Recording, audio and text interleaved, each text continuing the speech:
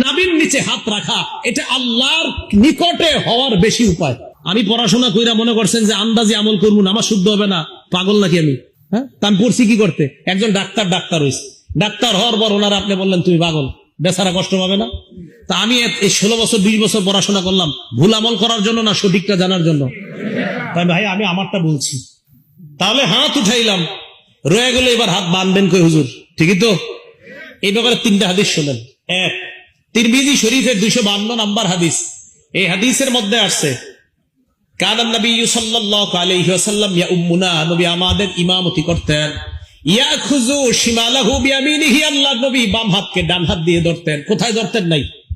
ডান হাত দিয়ে বাম হাত ধরতেন, এটা আছে। কোথায় ধরতেন? এটা নাই। আবার বলছি, ডান হাত দিয়ে বাম হাত ধরতেন, কোথায় ধরতেন? এটা নাই। তাহলে হাদিস একটা পাইলাম, তিরমিজি শরীফের 252 নাম্বার, ডান হাত দিয়ে বাম হাত ধরতেন। এবার বুখারী শরীফের 740 নাম্বার হাদিস শুনেন।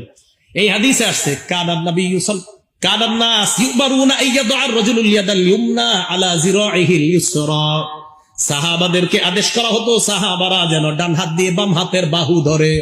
বলেন ডান হাত বাম হাতের বাহুতে রাখবে। বলেন ডান হাত বাম হাতের। প্রথমে পাইলাম ডান হাত দিয়ে বাম হাত ধরা, বুখারীর হাদিসে পাইলাম ডান হাত বাম হাতের বাহুতে রাখা। এখন আপনাকে প্রশ্ন, হুজুর আমরা তো কবজি ধরি, এই তো? আর আমরা কবজি ধরি না? তাহলে আবার আগের কথা, এমন এক হাদিসের উপর আমল করবো যে হাদিসে বাহুও আসে, কবজিও আসে, তালুও আসে, যে আমল করলে নবীর 3 হাদিসের উপর আমল হয় এমন কোন হাদিস পাই কিনা দেখি। আবু দাউদ শরীফের 727 নম্বর হাদিস, হাদিস যা বলছি সব সহিহ হাদিস। আবু দাউদ শরীফের 727 নম্বর হাদিস। এই হাদিসে আসছে রাসূল আকরাম সাল্লাল্লাহু আলাইহি সাল্লাম ওয়াদা ইয়াদাহুল ইউমনা আলা যহরি কাফিহিল ইউসরা ওয়া রুসদি ওয়াস সাইদি, নবী ডান হাত দিয়ে বাম হাত মুবারক এমন ভাবে ধরতেন যে নবীর ডান হাত বাম হাতের তালুর পিঠ ধরতো, বাম হাতের কবজি ধরতো, বাম হাতের বাহু ধরতো।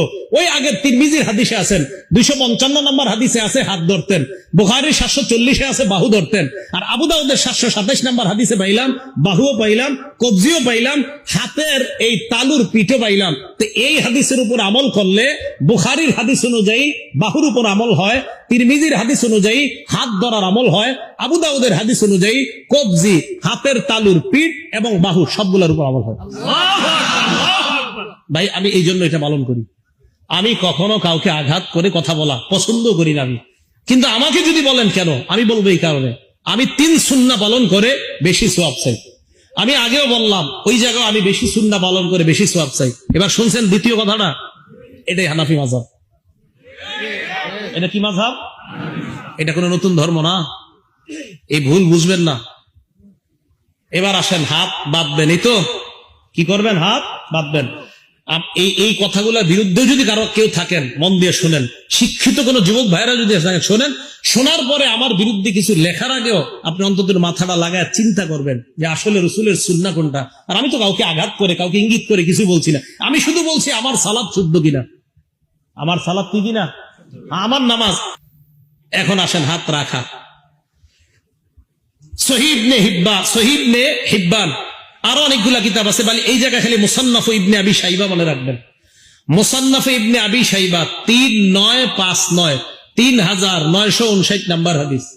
আলকামা ইবনে ওয়াইল ইবনে হুজুর থেকে বর্ণনা, তিনি বলেন রাআইতুন নবী সাল্লাল্লাহু আলাইহি ওয়াসাল্লাম ওয়াদা ইয়াদাহুল ইউমনা আলাল ইউসরা, আমি আল্লাহর নবীকে দেখলাম আল্লাহর নবী ডান হাত দিয়ে বাম হাত ধরছেন।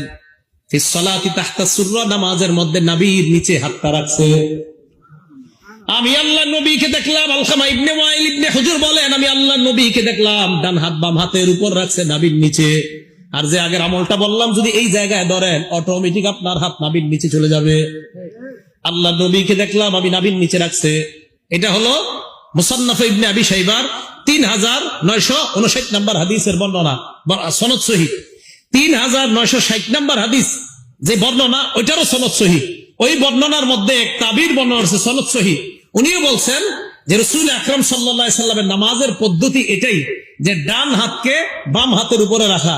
শুধু তাই না, ইমাম বুখারী রাহমাতুল্লাহি আলাইহি উস্তাদ ইসহাক ইবনে রাহওয়াই রাহমাতুল্লাহি আলাইহি বলেন নাভির নিচে হাত রাখা এটা আল্লাহর নিকটে হওয়ার বেশি উপায়।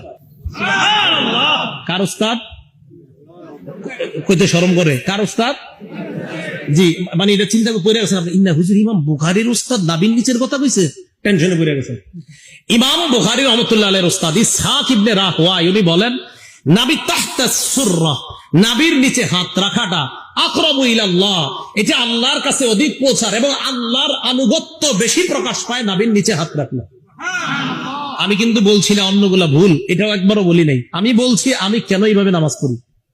তো আমি ভাই এই জন্য বলি, ইমাম বুখারী রাহমাতুল্লাহ আলাইহির উস্তাদ একটা কথা বলছে, তো আপনি ওই যুগে একটা বলছেন, তা আপনারটা আমি কেন শুনবো, ওনারটা না শুই না?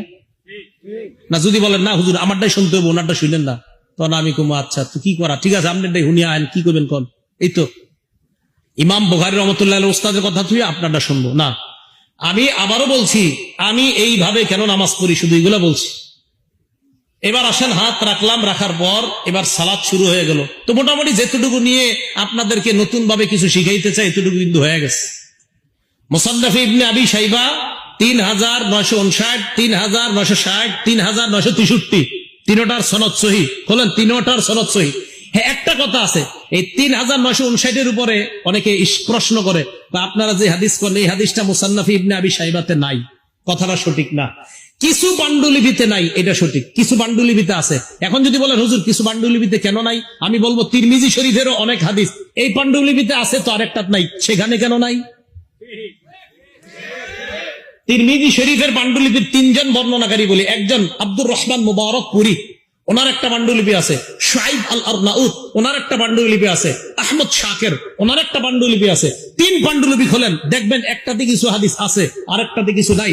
যদি বলেন একটাতে কিছু থাকা আরেকটাতে কিছু নাই, এটা মানি না, তো তিরমিজিও তো মানবেন না, এটা তো 6 কিতাবের এক কিতাব। তাহলে এই অভিযোগ সঠিক না। সহিহ হাদিস যেখানেই পাবো সেখান থেকে নিব, এটা যেই কিতাবই থাক। সহিহ হাদিস যেখানে পাবো সেখান থেকে নিব, এটা যে কিতাবে থাক। এই হলো আপনি সালাত শুরু করলেন। এখন আপনি নামাজ শুরু করার পর